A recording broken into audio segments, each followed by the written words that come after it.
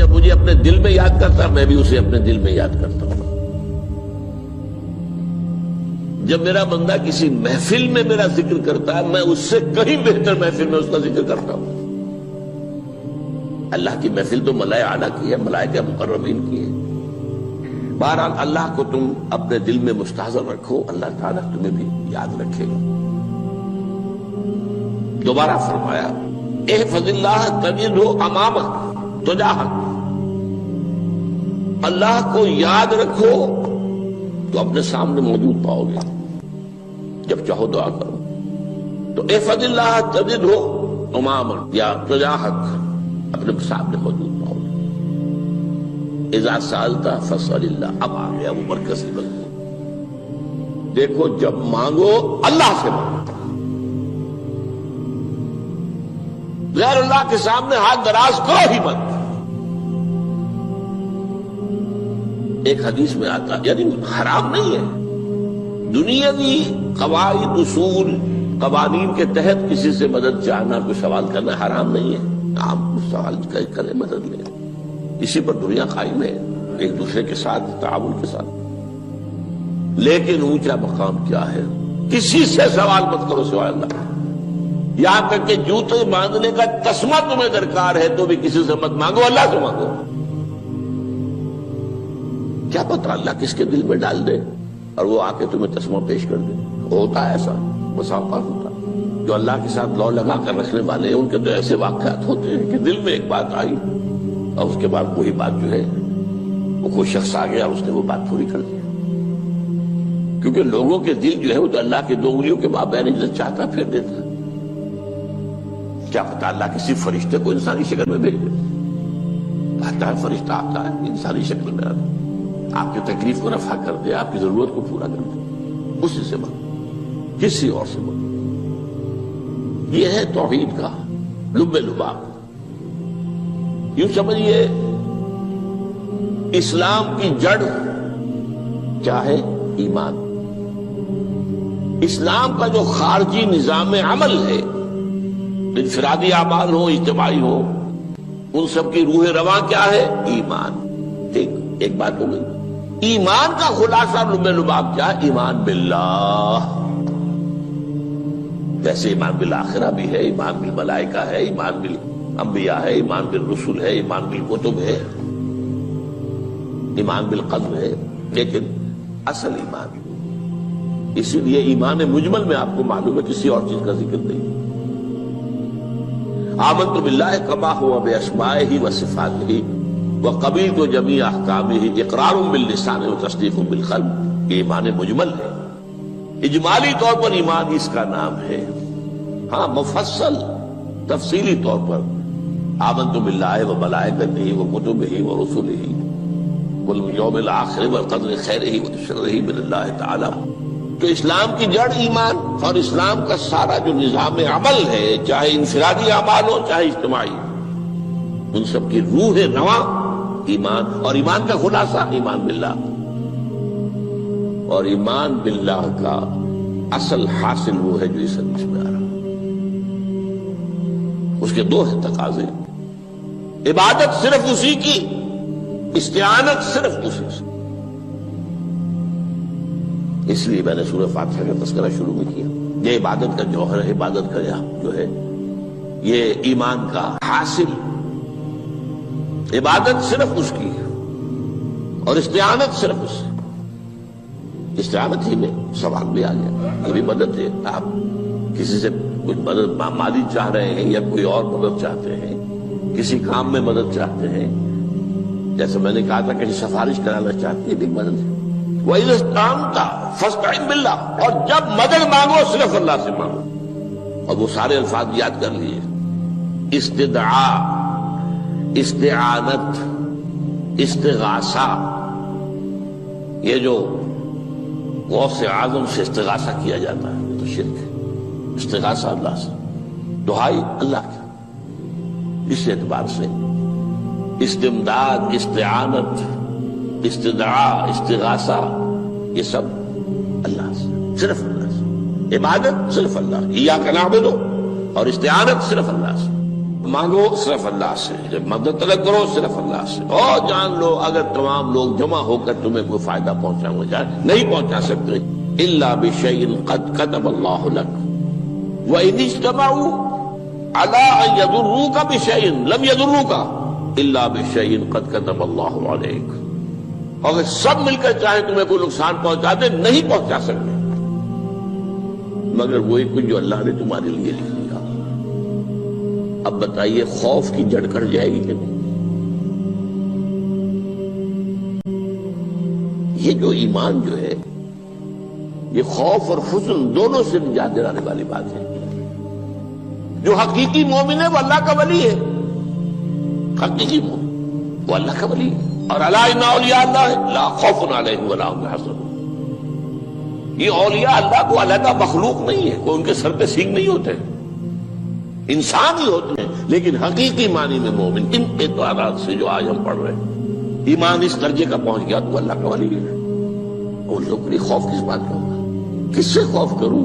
اس کے ہاتھ میں کچھ ہے ہی نہیں، اور اگر کچھ اللہ نے میرے لیے لکھ دیا وہ آ کر رہے گا، چاہے میں لاکھ گڑ گڑاؤں اس کے سامنے کہ مجھے چھوڑ دے، اگر اللہ نے لکھا وہ آیا وہ تو آئے، تو کاہے کو اس کے سامنے گڑ گڑانا،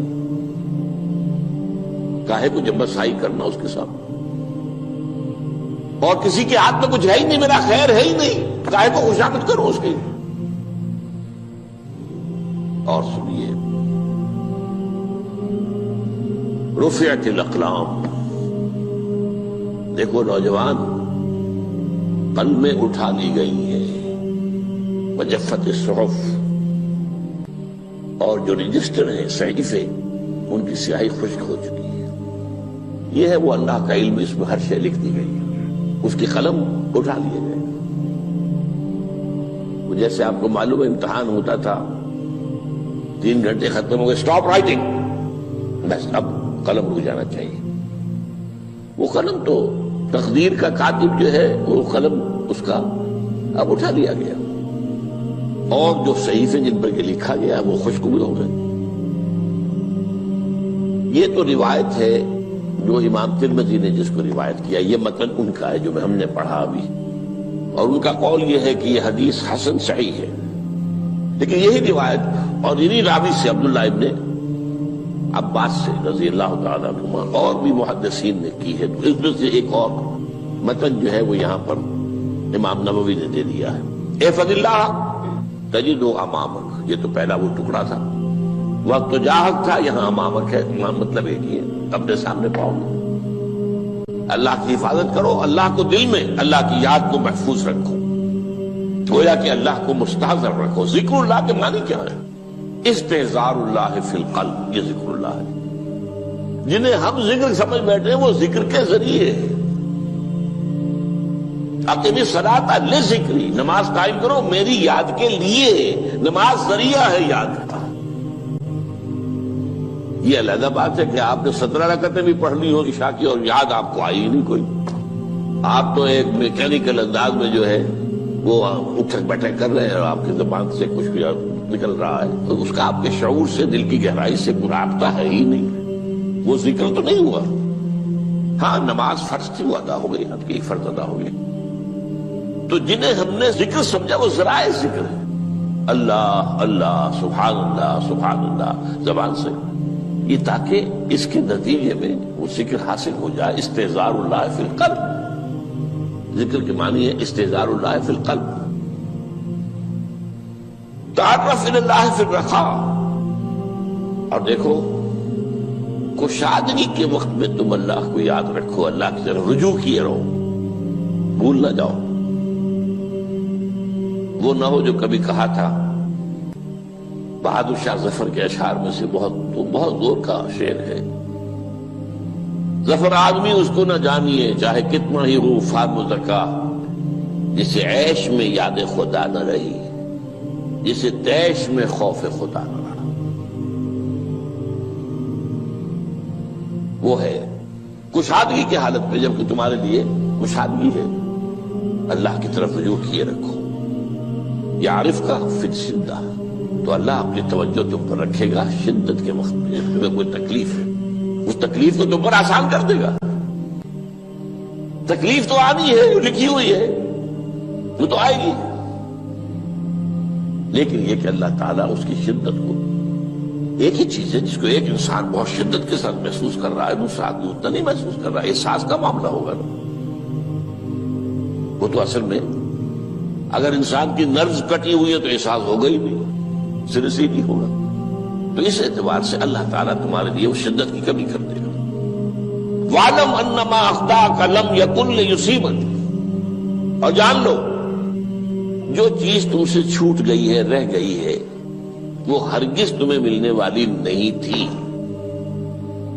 اب آپ نے کسی ملازمت کے لیے درخواست دی ہے، درخواستیں مانگی گئی ہیں، اپنی سی محنت کر لی، نہیں ملی ملازمت، اب آپ بیٹھے ہوئے افسوس میں، رنج میں، غم میں، فلاں نے یہ کر دیا، فلاں نے یہ کر دیا، وہ فلاں جو ہے بڑی تکڑی سفارش لے آیا تھا، فلاں نے رشوت دے دی۔ چھوڑو میاں اس کو، وہ تمہارے لیے نہیں تھی۔ کاہے کو اپنے ذہن کے اندر یہ کھچڑی پکا رہے ہو بیٹھے ہوئے؟ خام خواہ آپ شاید سوء ظن میں بھی مبتلا ہو رہے ہو، کسی نے نہ رشوت دی اور آپ سمجھتے ہو کہ رشوت دی ہے اس نے۔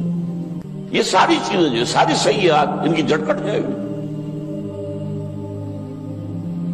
وَاعْلَمْ أَنَّمَا أَخْطَأَكَ لَمْ يَكُنْ لِيُصِيبَكَ وَمَا أَصَابَكَ، جو چیز تم پر آ گئی، لَمْ يَكُنْ لِيُخْطِئَكَ، ہو ہی نہیں سکتا تھا کہ وہ تم پر نہ آتی۔ یہ کر لیتا تو ہو جاتا، شاید یہ کر لیتا، میں نے ٹیکا پہلے لگوا دیا ہوتا تو یہ بات نہ ہوتی۔ بھائی وہ جو ہونا تھا وہ ہونا تھا۔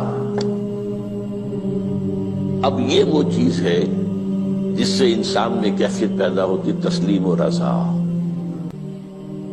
ہم بھی تسلیم کی خو ڈالیں گے، بے نیازی تیری عادت ہی صحیح، اے اللہ جو تو نے چاہا مجھے قبول ہے۔